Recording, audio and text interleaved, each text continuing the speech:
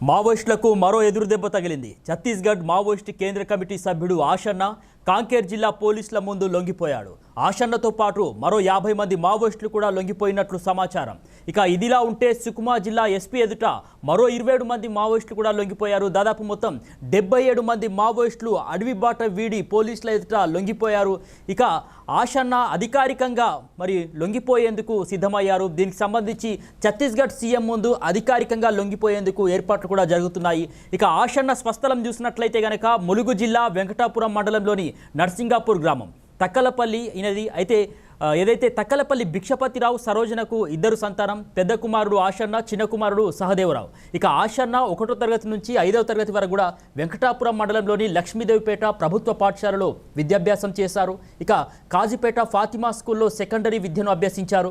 చిన్నతనంలోనే మావోయిస్టు భావజాలానికి ఆకర్షితుడై 1990 సంవత్సరంలో అడవి బాట పట్టాడు ఆషన్న. ఆషన్నపై 38 సంవత్సరాల క్రితం వెంకటాపూర్ పోలీస్ స్టేషన్లో తొలి కేసు కూడా నమోదైంది. మొదట Kakatiya university CPIML People's War అనుబంధ రాడికల్ స్టూడెంట్ యూనియన్కు ఆషన్న నాయకత్వం వహించాడు. ఐపీఎస్ ఉమేష్ చంద్ర, మాజీ హోంమంత్రి మాధవరెడ్డి హత్యలో కూడా ఆషన్న పాత్ర ఉందని సమాచారం. ఇక 2003లో అప్పటి ఆంధ్రప్రదేశ్ ముఖ్యమంత్రి చంద్రబాబు నాయుడుపై అలిపిరి వద్ద జరిగిన పేలుడు దాటికి కూడా ఆషన్న ప్రధాన సూత్రధారి అనే ఆరోపణలు కూడా ఉన్నాయి. ఇక అంతకుముందు చూసినట్లయితే కనుక మాజీ మంత్రి ఎలిమినేటి మాధవరెడ్డి, ఐపీఎస్ అధికారి కేఎస్ ఉమేష్ చంద్ర హత్యల వెనుక కూడా ఆయనే ఉన్నట్లు దర్యాప్తు సంస్థలు నిర్ధారించాయి. మావోయిస్టు నాయకుడు ఆషన్న లొంగిపోవచ్చన్న సూచనలు ఇప్పటికే కనిపించినటువంటి నేపథ్యంలో అవే వార్తలు నిజమయ్యాయి. ఇటీవల మావోయిస్టుల కీలక నేత మల్లోజుల వేణుగోపాలరావు లొంగుబాటుతో మావోయిస్టు ఉద్యమానికి భారీగా ఎదురుదెబ్బ తగిలినట్టయింది. ఇక ఇప్పుడు ఆషన్న కూడా లొంగిపోతుండడంతో కోలుకోలేని దెబ్బ తగులుతుందని చెప్పేసి పోలీస్ వర్గాలు అయితే భావిస్తున్నాయి.